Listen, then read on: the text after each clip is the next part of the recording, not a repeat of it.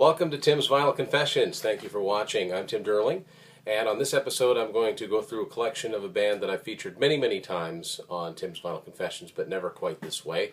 One of my favorite bands, Rush. I have never gone through my Rush CD collection. So this is a long one, so bear with me. Rush are one of my all-time favorite bands. I've been a fan of theirs for a long time. But surprisingly, they're not a band that once I started buying CDs, that I started buying Rush CDs right away. It was a little while. So I can't say that any of these are like some of the first CDs I ever bought, which I can with some other groups. But I will say this, I started buying Rush albums on CD in 1992, which means that there's a mix of remastered and originals. There's a serious mix of Canadian versus American, and that's what happens when you grow up living on the border. So a couple of things in here that might be not as common as others, so we'll go through it. So starting off with the first Rush album from 1974. This is a remastered version. They did the remasters in 1997, and mine is a Canadian issue from Anthem, distributed by Columbia House. So, the CD booklet, photos from the original album. John Rutsey in the middle there. The late John Rutsey only appeared on this album as drummer. Reprint of the original credits. And the CD itself has the logo from the first album cover, which I've always loved. And the back cover of all these remasters, or at least most of them, feature the Starman logo underneath where the CD fits in the tray. Second album, 1975, Fly By Night. What I've got here is a mixture CD. I originally bought it in the States, so I had a Mercury pressing of it. This is a Canadian BMG version, BMG music service on Anthem, and the CD itself is a Canadian Anthem issue. But I originally bought it, like I said, in the States, so that it's just the single panel card that came with it. This is American. You look on the very bottom there, that's the Mercury serial number for it. What does all that mean? Very little. But that's me. Next one, Caress of Steel, also 1975, and another remastered edition. The reason that there's a little bit of... I originally had each of the three CDs previously. And I'll be quite honest with you, I tried at one point to make my own version of Rush Archives, because Archives is just their first three albums. It came out in 1978, and it's never been issued on CD. So that's why I ended up replacing the first album, Fly By Night and Caress of Steel. Although in this case, I like the way they did the back cover here. They reprinted it from the original album.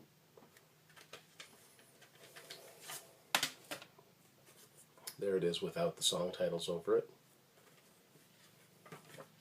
Hard to read the original credits, but it is kind of cool that they reprinted it. I like the original credits in here, the way they did them. CD itself kind of has the band and the album title written the way it is on the album, and again, the Starman logo inside of it. That's it for the remastered Rush CDs. I don't have the rest of them. All are earlier. 1976. This is my copy of 2112. This is a Canadian Columbia House version on Anthem Records, probably from sometime in the 1980s. This would have been done, later 80s. CD, it's got the Anthem logo on it. And inside of it is just the little exposition that's at the beginning of the piece inside of the record, and that infamous photo of the group with the kimonos. And that's just the back cover of it. All the song titles and different movements. Next up is their first live album, first of many, All the World's a Stage. It's a little bit different from the albums. It's recorded live right down there on the bottom. This is a US version on Mercury. Not a repressing, you can tell by looking at this. And it also doesn't contain What You're Doing. They could not fit What You're Doing on here from the original run. They do have a creative way of getting around that, though, which I'll get to. That's what the original disc looked like. The printing's a little bit faint. That's how it came. The record of All the World's a Stage was big, gatefold, fold out. Here they just reprint two of the pictures from inside of it, one of Alex and Getty and one of Neil. And more credits. Now, I have to say, when I first got this CD, even though it's minimal, all I had was the cassette. I didn't have the record yet, which had nothing in it. So it was, I read a little bit, which was better than what the cassette had in it, which was next to nothing. Next up, one of my favorites. I have a lot of favorite Rush albums, but this is definitely one of them. Farewell to Kings, 1977. When I first joined Columbia House in 1993, this was one of my 12 for a penny or whatever it was. Yeah, it's one of the first ones I got to replace my cassette with. This is a Canadian version, obviously. It's on Columbia House. It's on Anthem. Anthem record CDs. Tended to look the same. This had all the original lyrics and credits that the album had. So this probably is the first one to have a little bit more to it. As I said, Archive's never been issued on CD, and that would have come out after Farewell to King. So maybe someday. No, I doubt it. So in 1978, the next Rush studio album was Hemispheres. This is just a Canadian version on Anthem Records. It's not Columbia House. No surprises on the CD itself. Now, bear in mind, I'm aware that's not the original Anthem logo. That was the 80s logo they adopted sometime. I'm going to say around Hold Your Fire, they started using that logo. So around 87, all Anthem Records artists. They eventually went back to the older one, which we'll see. So there's photos of the group, credits, and all the lyrics.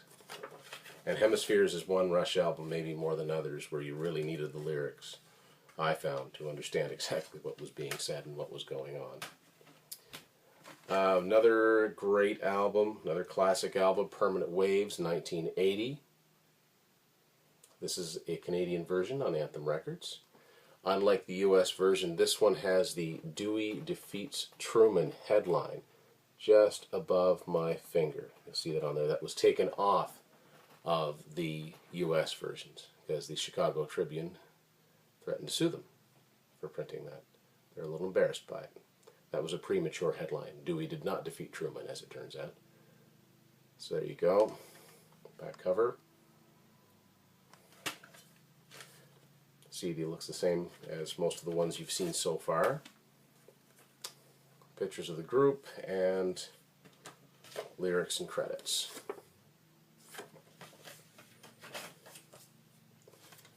The biggest Rush album, of course, Moving Pictures, 1981.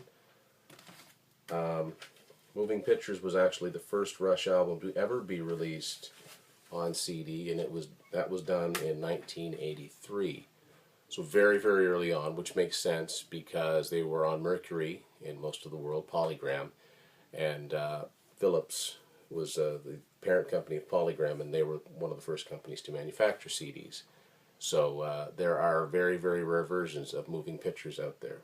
Now the inserts, front and back, look the same, but I'll show you where the difference is. So, of course, the iconic front cover to Moving Pictures, one that I made up myself. The one time that I saw them in concert, standing in front of the Parliament building. That's the version of it. That's me. Was pretty cool. Stand at that exact same spot. And on the back cover of this thing that I printed out, it's all the members of our. It was at RushCon 4 actually, and there we were, recreating Moving Pictures. This is the back cover, very minimum. This is the US version on Mercury, as I said. So all of these, there are CDs out there that so far look like what you've seen, but there is an important difference. This is what my CD looks like. It's just silver. There's no color on it. At this point, I'd like to send a shout out to Keith Hirsch, or keithhirsch.com. Great website if you're a buff about CDs. It's just Keith, HIRCSH.com. He does an article on an early pressing of moving pictures, which has a Green Arrow look to it. And I'd love to find that CD. That's the only thing that looks different. The inserts are the same. For some reason, they did not reprint the picture of Neil Peart from the original album. They just have Alex and Getty. Of course, the remastered version would fix that. And all of the lyrics and credits are in here. It's interesting to think that CDs were printed as early as 1983. I'd love to get my hands on a really, really early one. I think I do have some early issues of CDs, but I don't exactly know what the oldest one would be. 1981 again. Second Rush live album, Exit Stage Left. This is a US copy on Mercury. And whereas All the World's a Stage had to drop a song, this had to drop a song as well. A Passage to Bangkok does not appear on here for reasons of length. Now, early CDs did not hold a full 80 minutes. I think it was more like 74 minutes, and they were able to rectify this problem in years to come. That's what the CD itself looks like, and not quite as cool as the record with all of the imagery from the album covers on them, because they had to put this, proper care and technical stuff about the compact disc itself, because when this would have been printed, they were still relatively new. Credits and some photos from the inside of the album.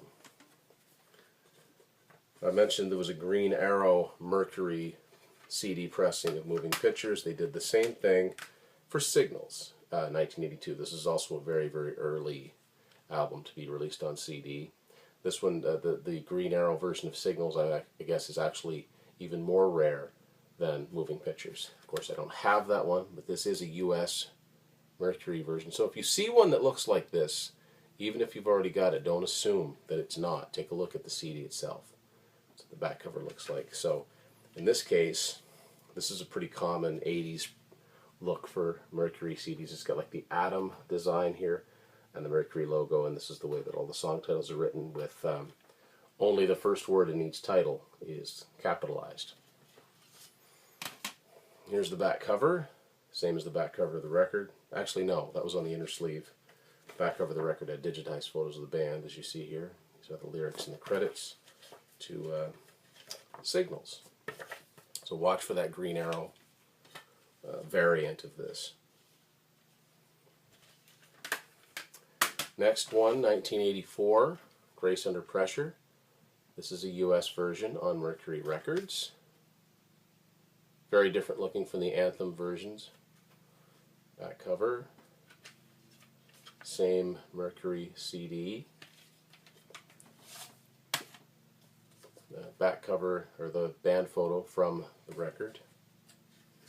And the egg and the C clamp, Grace Under Pressure, that was one of the versions of it, and the lyrics and credits. The next Rush album, 1985, Power Windows. My CD is a Canadian Columbia House version, although it does have something in common with its US counterpart. It's got a smaller version of the album cover here. This must be something that Mercury was doing in 1985, because my Kiss Asylum CD does the same thing. It's got a smaller, instead of having the actual back cover, it's got a smaller version of the front cover here. So they must have used the Mercury ones for the Canadian issues, although this is plainly a Canadian issue. CD, usual Anthem look. And here's where the back cover comes into play. Band photos and all the lyrics and credits.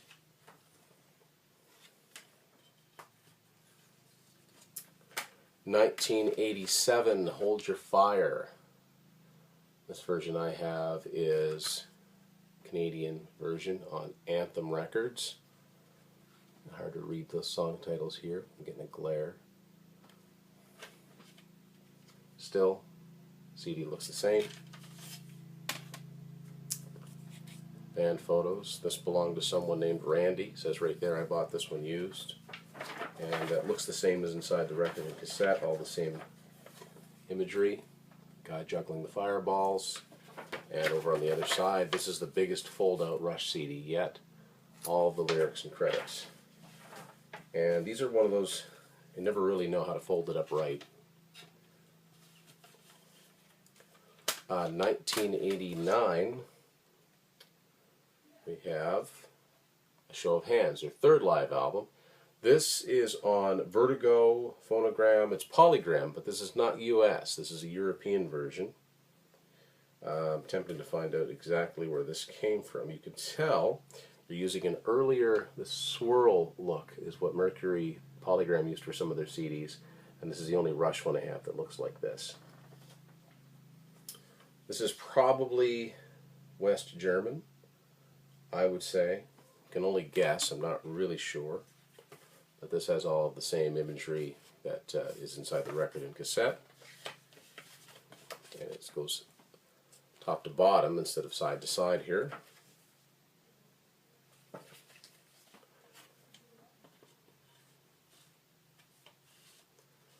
In 1989, Rush switch from Mercury to Atlantic in the US and in other parts of the world, but not in Canada. So this is Presto, and this version is Canadian, so it's still on Anthem Records. Dark, dark printing there.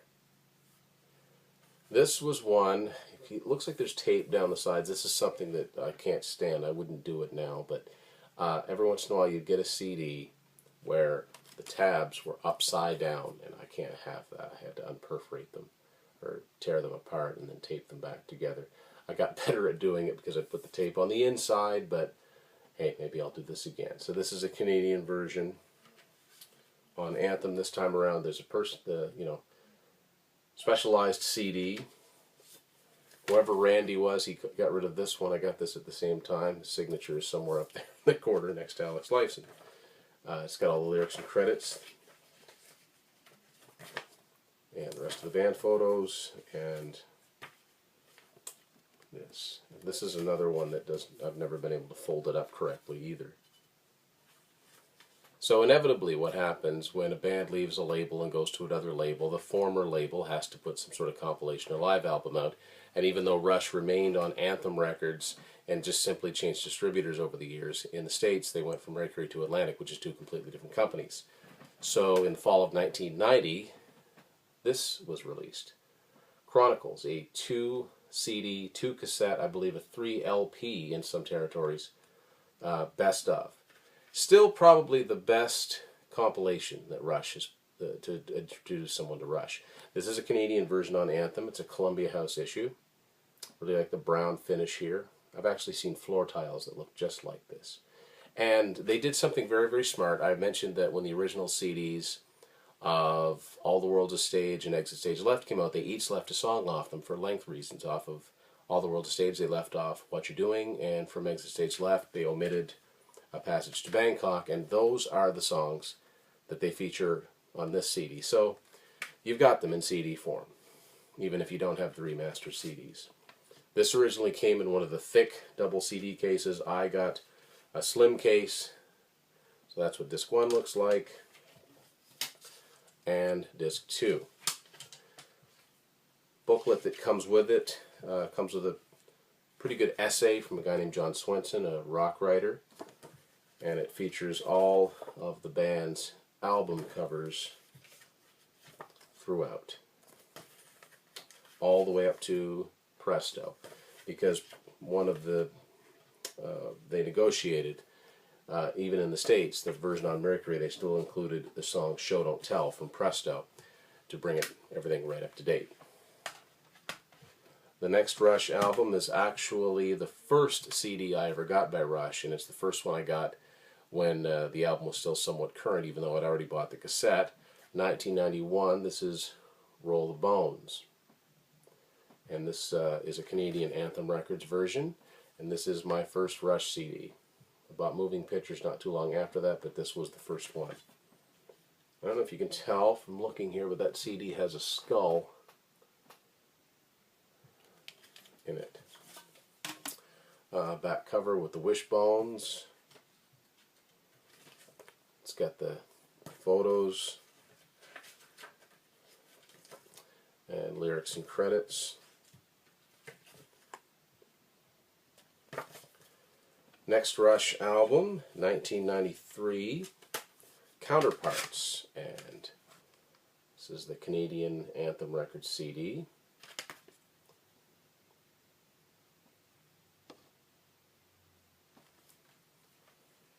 Of course, there's all kinds of interesting imagery inside of this one. The CD itself has a nut and bolt on it, which are counterparts. Thematically, it's what the album is about as well. Up here, it's a bunch of binaries, like ones and zeros, unlike the lyrics to the chorus with Body Electric. Some really funny photos in here. The band eating dinner, playing baseball.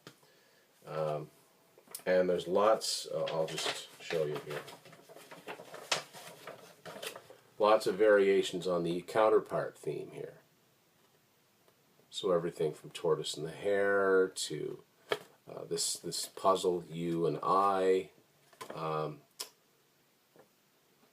Yin and Yang, you know, there's just all kinds of interesting imagery here. And each of the lyrics have a little picture to go with them as well. Got to be honest, for whatever reason, I mean, they're one of my favorite bands, and they've never done anything I didn't like.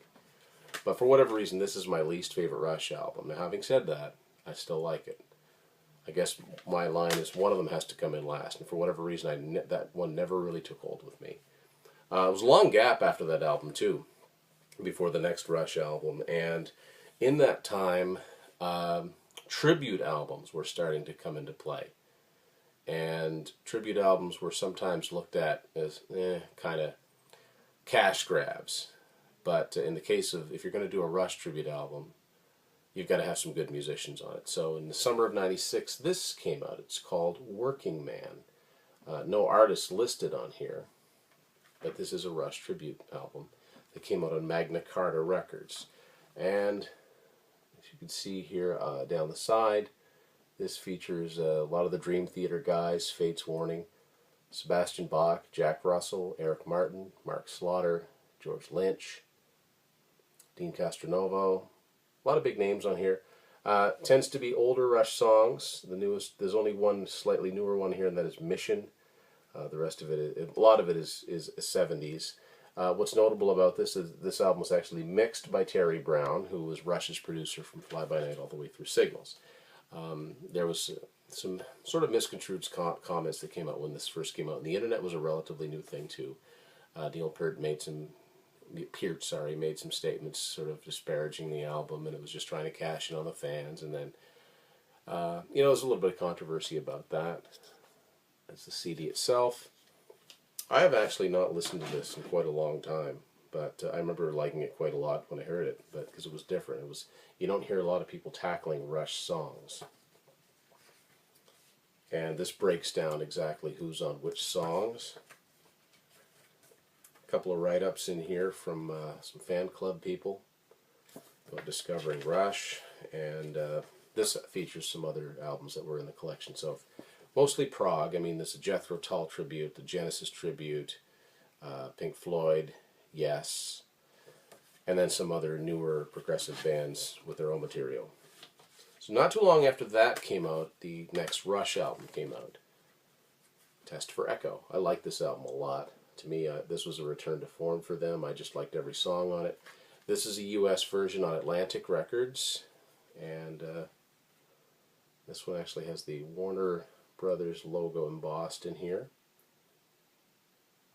Yeah, I like this one a lot. There's the CD itself.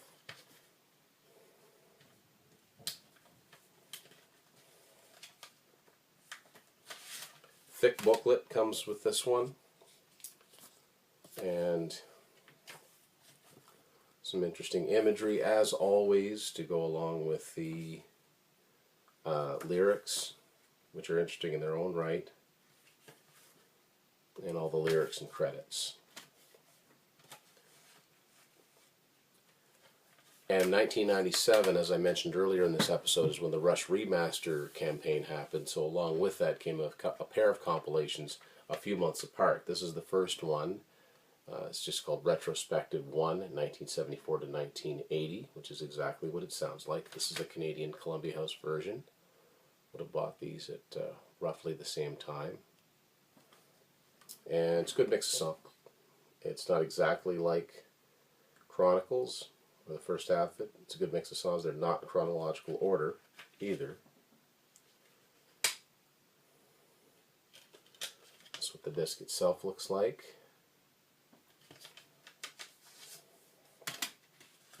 Very minimal credits. Just talks about each song title, where they come from, and the gallery of albums that are represented here. Fittingly, they've got the first album sort of off the wall on the floor by itself, but still featured because Neil Peart is not on that album. But there is a song on here. I believe it's Finding My Way is on this one. So of course the next one came out and it's Mercury doing it. So it only covers till the end of the Mercury years, which is the last studio album, Hold Your Fire. So it's retrospective to 1981 to 1987. Similar look, but not quite the same. This is again a Canadian Columbia House issue. More songs on it just for the fact that they'd stopped writing the longer pieces. Same look to the CD, and the booklet is about the same as well.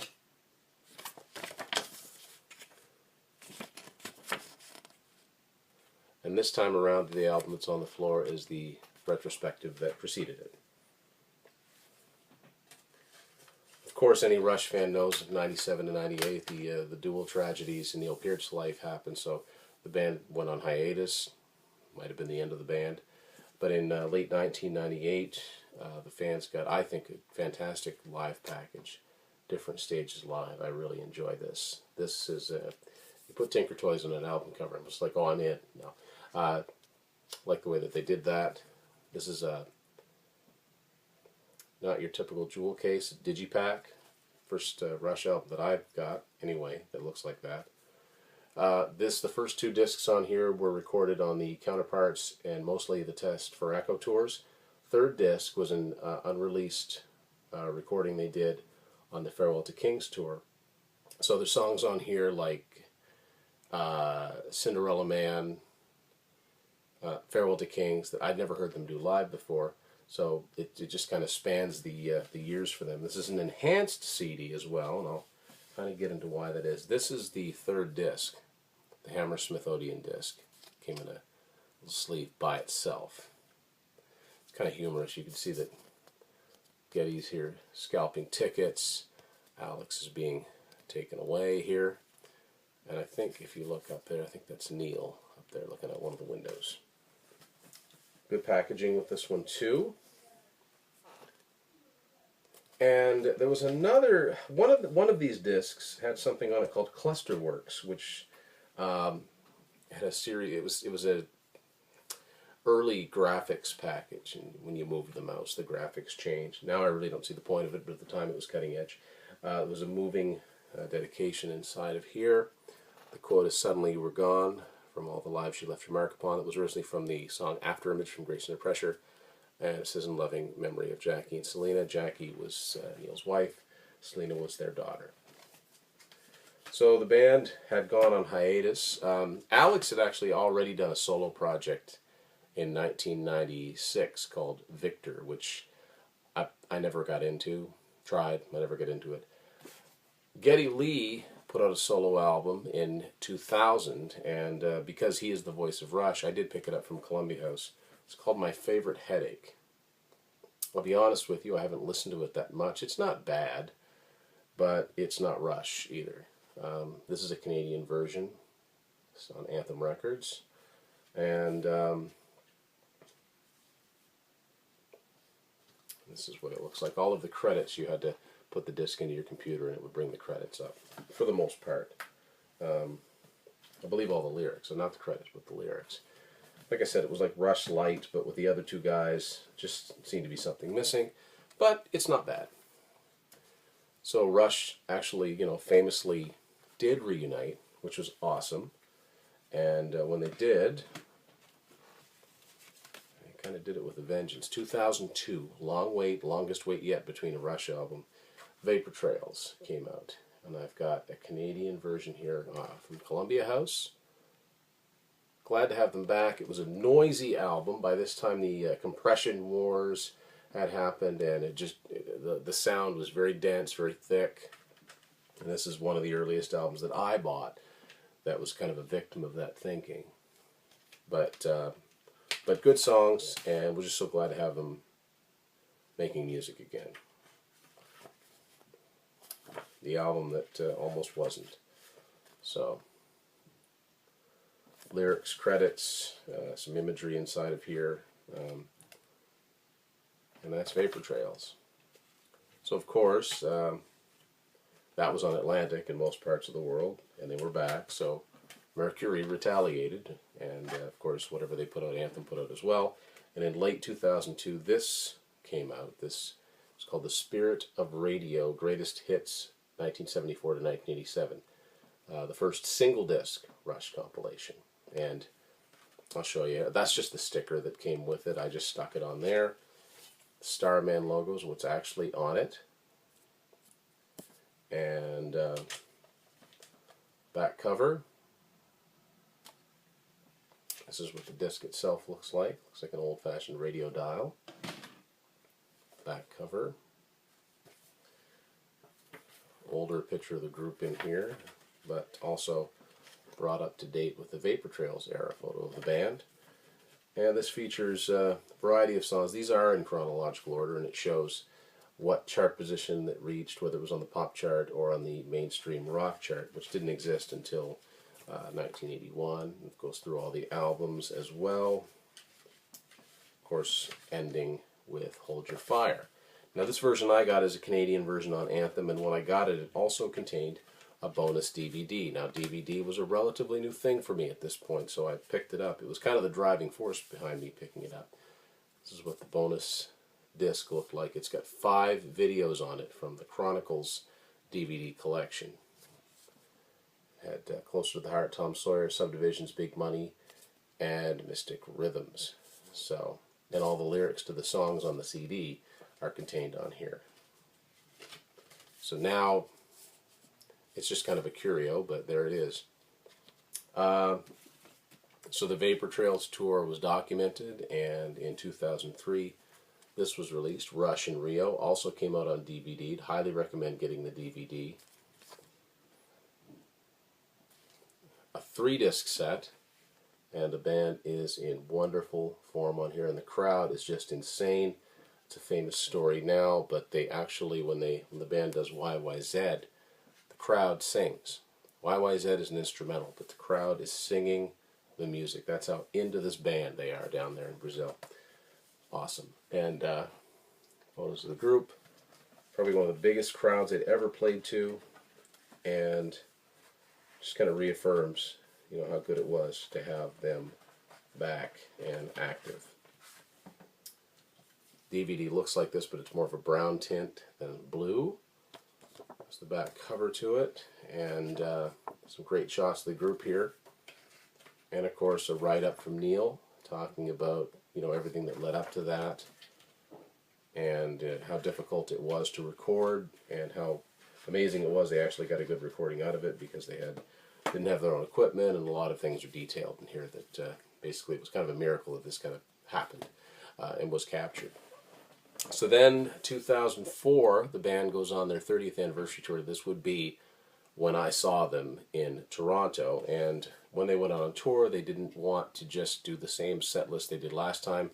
They wanted something new out there, so very quickly they did something that they'd never done as a recording act before, and did an EP of covers. Call it an EP. Older albums had 8 songs on it, but this came out in 2004. It's called Feedback, and it's got all cover tunes. Blue Cheer, The Who, Yardbirds, Cream, bands that they grew up listening to, bands that they grew up emulating. And this is a Canadian version on Anthem. It just came in this little sleeve here, little digipack. A little write-up from, well, yeah, from Neil Peart, talking about recording the album. And the disc itself, very psychedelic looking, because a lot of these songs harken back to the late 60s. In fact, most of them do. It was another bit of a gap again before the next Rush album. 2007, it finally came out. Snakes and Arrows, another really good album. I like this one a lot. This is a Canadian version on Anthem, and this is one of two versions of this that I have. The CD itself, and the booklet. Almost every one of the pictures in here could be its own album cover. So every song had an accompanying artwork to go with it, as always by Hugh Syme. Very good stuff here. Any one of these could have been its own album cover. And if singles are really a thing, that probably exactly is what would have happened, and each single would have had its own cover art. I'm not going through, normally don't go through all of these, but these are so cool, I just wanted to go through, see what they look like. Well, always something for you to look at as you're enjoying the music inside a Rush album. And then there's the credits. So that was the regular CD version. The only thing I have in this format called MVI was actually the first one I got for Snakes and Arrows when it first came out. And it came in a little box. This is an American version on Atlantic Records. So it came in a box, not unlike a reel-to-reel would have come in. So MVI, Music Video Interactive. So this has the album on it. You have to put it into a computer, but it's got a DVD on it of the making of Snakes and Arrows, which to me makes this worthwhile. And the same booklet that's inside the CD, except for this. I think this one's a little bit different because it talks about the filming of the DVD. So then Atlantic Records reissued they did remastered versions of their albums, everything from Presto onward, and they put out a retrospective to go with it. So even though it was on a different label, I like the fact that they did some continuity. So in late 2009, Retrospective 3 comes out, and this covers material from Presto all the way up through Feedback, and this is a Canadian version on Anthem Records. It's a CD-DVD set. The CD has music on it. The DVD has videos, which this is kind of a follow-up to the Chronicles DVD collection, which even though it's incomplete, had most of them. So this has the videos, good versions of all the videos. Most of them. I don't know if it was missing much of anything. There's nothing really in it for credits. That's what the artwork looked like. Now I'm going to show you a CD that isn't even mine. My daughter Marley just started a Rush collection. Very proud. And she started it with a fine start. Universal Music put out their Icon series. The only one I have of those is the Deep Purple one. And she bought the Rush edition to the Universal Icon series. This came out in 2010, and this is a Canadian version. And this features one song from each of the Rush studio albums from 74 to 87. However, it does have a little bit of a bizarre track listing, as you can see here. It's got the Necromancer, the Twilight Zone, Circumstances, the Analog Kid, Marathon. So definitely off the beaten path as far as track listing, but a fine start. That's what the CD looks like, and these are usually in $5 bins, so that's a great way to get started on some good music. So I'll put that one back. In 2011, Rush went on tour. Actually, they started in 2010, but in 2011 they called it the Time Machine Tour. It was the 30th anniversary of Moving Pictures, their most successful album. So this is a CD, Canadian CD version on Anthem Records of Time Machine live in Cleveland. Cleveland's always been a big stronghold for Rush. You can see they're already starting on the whole Clockwork Angels theme at this point, because they had Caravan and BU2B already released, recorded, and out there in a single form, and been doing them in concert. So they made those part of the set, and the centerpiece of the set was performing Moving Pictures in its entirety. So you can see it starts down here, Tom Sawyer, continues up here with Vital Signs.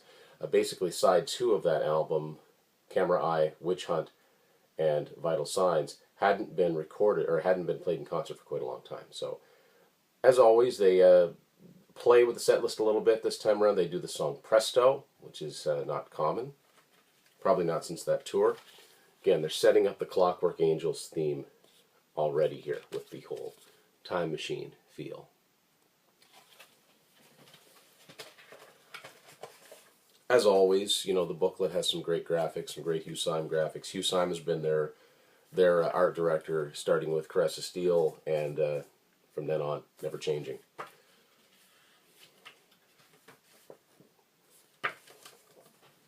The next thing I want to show you is something I don't buy an awful lot of. It's a bootleg of sorts, but I'll show you why I bought it. I first heard tell of this a few years ago on Record Store Day. There was a vinyl version of this released with a slightly different cover, ABC 1974. Now ABC, that's not the television station, I don't believe. It kind of confused me there at first. Again, I mentioned Cleveland, Ohio. That's where Rush basically broke, because Donna Halper and WMMS started playing Working Man, and that got them signed to Mercury Records. And Rush fans know that story, but Cleveland's always been a big supporter of Rush. And this came out in 2011, this particular version, on a company called Left Field Media. And most of this is one broadcast from 1974. Of the 15 songs on here, the first 12 are from August 26, 1974, from the Agora Ballroom, a WMMS broadcast. And the last 3 songs are from May of 75, same station, same location, the Agora Ballroom. And I don't normally buy these bootleg CDs, but there are 3 reasons that I bought this one. Song 5, Fancy Dancer. Song 7, Bad Boy. And Song 12, Guarded Road. Those are songs that have never appeared on any Rush album. Fancy Dancer and Garden Road are originals, and Bad Boy is a Larry Williams cover, probably best known for the Beatles having recorded it, although I listened to the Beatles version and it doesn't sound anything like the way that Rush do it. They do it more like Led Zeppelin, and Alex does a blistering solo in the middle of it, solo spot. But it's sort of a curio, because they're not a band that had B-sides, outtakes, soundtrack songs, extra songs, bonus tracks. They just didn't work like that. If it wasn't good enough to fit on an album, then that was it. But for Rush fans, the fact that there's something out there they don't have, we sort of have to have it. So it looked official enough, and this Left Field Media, whoever they are, I'll give them credit for putting together a somewhat official looking package. You know, the CD looks very, very cool. It's got the same cover on it. And the bulk of this performance, August 26, Neil Peart had not been in the band very long. And I would completely, there's only one little nagging thing about this. It's the fact that they spell Neil Peart's name wrong. They spell it Neal. That's not how he spells his name. But that's just, for me, I'm kind of a sticker for spelling, and it takes about 3 seconds to check something like that. Anyway, so next up, to date, the most recent Rush studio album came out in 2012, 100 years before 2112, Clockwork Angels. And I got to be honest with you, if this is the last thing they do, which it could be, I'm okay with that. This is a strong album. I like this album a lot. This is a Canadian Anthem Records version. This is the first time that Rush have actually done a full concept album. Casual writers, casual people on the internet will tell you that 2112 and Hemispheres were concept albums. Don't listen to them. They were not. Half of them were, half of them were not. This tells a story from start to finish within different songs. It's not one continuous song. There are themes that repeat throughout. Artwork-wise, they go with the whole steampunk thing, and that is reflected in the graphics. Again, the whole concept of time and the watchmaker. It's just really cool. It's a really cool album.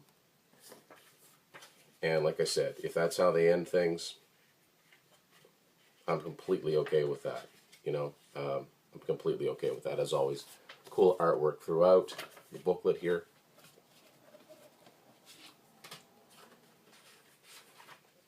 In 2013, Atlantic did a reissue campaign, including vinyl, and some of that vinyl ended up in my collection.